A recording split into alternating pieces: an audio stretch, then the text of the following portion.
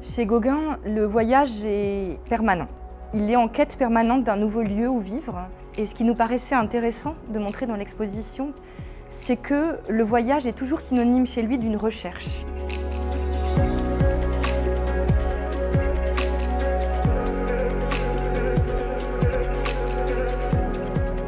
L'exposition au Grand Palais nous permettra, nous l'espérons, de montrer au public la diversité de la création de Gauguin, de montrer l'importance de sa création picturale, qui jalonne absolument toutes les étapes de sa vie et qui est primordiale comme une épine dorsale, je dirais, et en même temps à quel point elle est toujours complémentaire d'autres techniques. Et ce que nous voulons montrer, c'est la façon dont Gauguin se nourrit toujours d'une autre technique pour advenir à la suivante. Gauguin dit toujours qu'il n'arrive jamais à un véritable point d'achèvement parce qu'on voit un motif passer de la peinture à la sculpture, de la sculpture à la gravure, avec des allers-retours continuels. Et ça, on le retrouve aussi dans sa correspondance où il dit toujours qu'il est en quête perpétuelle, en recherche perpétuelle. Et vraiment, ce qu'on cherche à montrer, c'est ce processus continuel de quelqu'un qui finalement ne considère jamais être arrivé à point d'achèvement.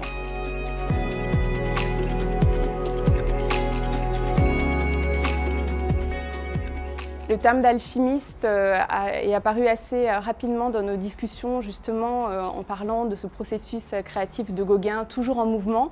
Et comme c'est un homme profondément ancré dans sa culture du 19e siècle, dans l'occultisme, dans le symbolisme, ce terme d'alchimiste nous semblait très intéressant parce qu'il y a l'idée de transformation. C'est quelqu'un qui va toujours de l'avant, qui crée et qui invente toujours. Mais ce qui est intéressant de voir, c'est que Gauguin lui-même souligne dans ses correspondances notamment à quel point il cherche du nouveau à partir du même.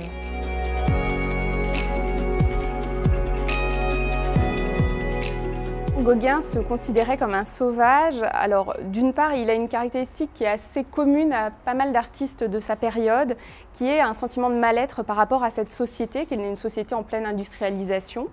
Gauguin l'illustre très bien lui-même dans les lettres qu'il écrit dès les années bretonnes, et notamment à son ami Émile Bernard.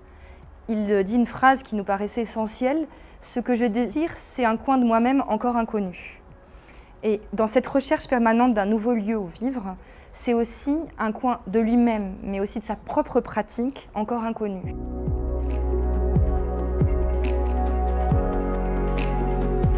On voulait vraiment mélanger les différents médiums et faire en sorte qu'ils se répondent les uns aux autres. Donc c'est un véritable enjeu de mise en espace auquel le scénographe a parfaitement répondu. Et l'autre donnée, effectivement, qui était très importante et je pense assez originale, c'était de scander le parcours par ces petits films techniques qui permettent d'expliquer de manière plus concrète. Donc il y a la magie de l'œuvre qui est là, effectivement, mais aussi de manière plus concrète les méthodes de travail de Gauguin, expliquées en faisant vraiment des zooms dans les œuvres. La Maison du Jouir, pour la première fois, on présente dans une exposition à la fois les 5 panneaux de bois qui encadraient la partie supérieure de la case de la dernière demeure de Gauguin, donc qui sont conservés au musée d'Orsay mais qu'on ne prête jamais. Donc c'est tout à fait exceptionnel. Et on rassemble donc pour la première fois avec les 2 sculptures qui étaient au pied de l'échelle de la case de Gauguin, une qui est conservée à Washington, l'autre en collection particulière qui a été retrouvée très récemment. Donc c'est tout à fait unique comme présentation. Et enfin, le grand final de l'évocation de la Maison du Jouir n'était pas un artifice technique, mais plutôt une façon de réfléchir avec des médias nouveaux. Eh bien, nous aimerions que le public retienne que Gauguin est un artiste extrêmement prolifique et qui n'a pas du tout fait que de la peinture. Nous avons voulu dans cette exposition présenter l'œuvre de Gauguin sous un jour nouveau. Et on espère que le visiteur prendra du plaisir à aller d'une œuvre à l'autre, à repérer des similitudes, des différences, certes, mais aussi à comprendre la façon dont il a travaillé.